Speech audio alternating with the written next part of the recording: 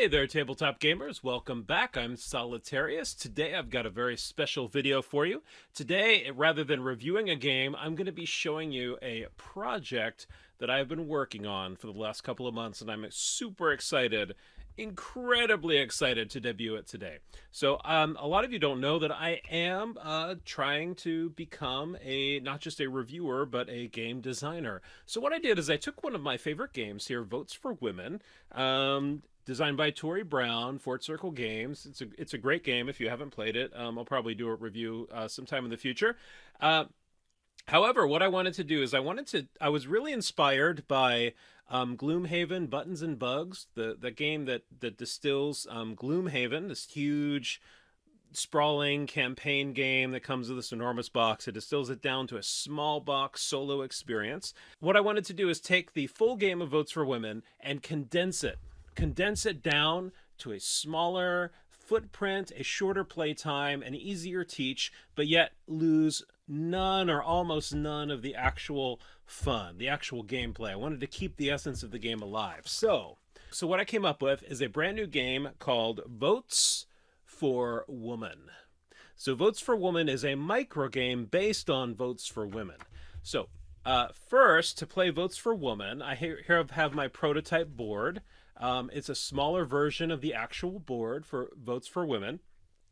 The other components are you have the woman from Votes for Woman. You have a marker that represents the suffragists, and you have a marker that represents the opposition. The opposition player will get this button that says no suffrage, and the suffragette will get this button that says Votes for Women. Now, I did try to keep this a card-driven experience. So each player is going to get a hand of cards, or in this case, a hand of card, and they're going to play the cards back and forth, fighting over the different territories of the United States, and eventually it'll come down to a decisive vote, either for or against women's suffrage. Each player gets a token to represent the progress that they are making, and we'll have a die that will help resolve the vote at the end. And I think we're ready to begin playing. So first, I'm going to play as the suffragist player. So the suffragist player has a card, and on your turn, you get to do one of two actions. You get to play a card or pass. So now, as the suffragist player, I'm looking here at the United States.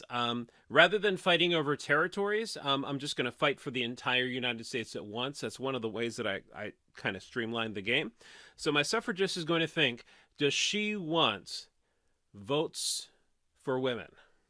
Now, she could pass. If she doesn't want votes for women, she could pass. But in this game, for the sake of example, let's say our suffragist player wants women to have the vote. So they're going to play their card, which says Votes for Woman on it. When the Votes for Woman card comes out, a couple of things happen. First, the suffragist player will place their token on the map, signaling that they are entering into the conflict. They're going to be fighting for women's suffrage. A check mark comes out. The check mark is very important. The check mark reminds you that you are voting yes on the issue of Votes for Woman. Right here on your card. Now let's look at the opposition players. Now the opposition player has a even harder decision to make because the suffragist player has played their card. They're voting yes for women's suffrage. Now, the opposition player has a few options now. They can play a card, they cannot play a card, or they can pass.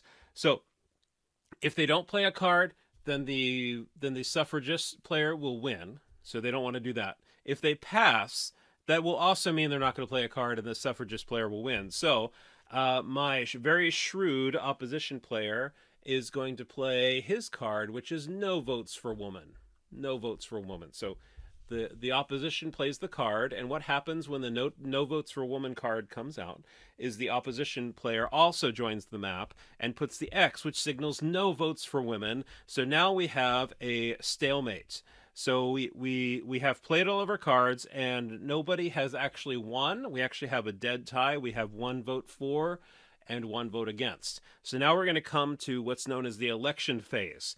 So the election phase is determined by this die. So what happens is the suffragist player rolls a 4, 5, or 6.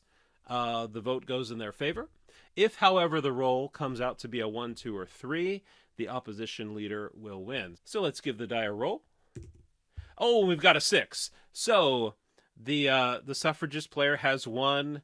She has achieved Votes for Woman, and that is the game Votes for Woman. So I wanted the basic game to be very simple and accessible to everybody. So one of the changes I've made in the advanced game is I wanted to simulate the election more. So rather than just rolling a die, because that's not a great simulation of an election, rather than rolling a die, the suffragist player actually has to get 51% or more of the vote.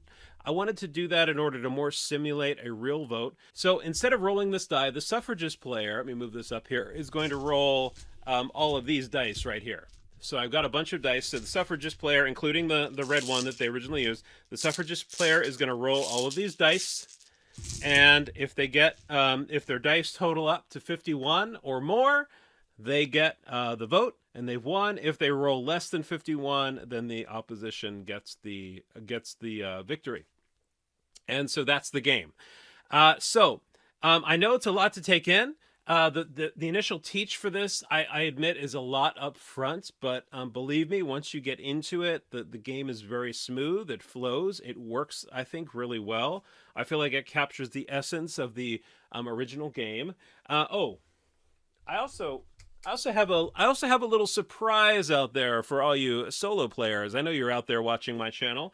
I am working on, it's not perfect yet, I'm working on a solo expansion to this because I really wanted a bot that simulated a human player, that weighed all of the decisions, that you really felt like you weren't just playing a random card flip, but you were actually playing an intelligent opponent. Now, this took a little bit of effort, but what I've come up with is this series of flowcharts where you run through the flowcharts, and after you run through the flowcharts, saying yes, no, looking at all of your options, I believe this simulates a human player pretty well. You just run through the options. Really, each turn, I mean, this looks like a lot, but I mean, I've been able to run each turn in, I don't know, about 15 minutes or so to go through the flowchart. Really not bad at all. Sometimes when you're playing a game, your opposition might take about 15 minutes or so to think about their move. So it's really not that bad. Not a lot of thought is put into it. Really, the flowchart becomes second nature after you get used to it. But I have actually shown it to some of my game designer and game reviewer friends. For instance, I shared this recently with Liz Davidson of Beyond Solitaire. And man, she had so much fun with this game. She raved about it. Let me see if I can find her. Let me find her review. She sent me this review.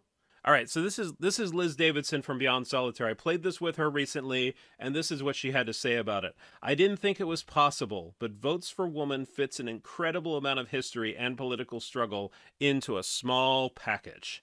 And that is high praise because she is an excellent designer, an excellent reviewer. So I've really taken that to heart. I really feel like I've got something here. So the next thing is to do some more playtesting, and then hopefully, fingers crossed, bring this to crowdfunding very soon. I would love to see this get into hands. I would love this to go into, fingers crossed, go into retail someday.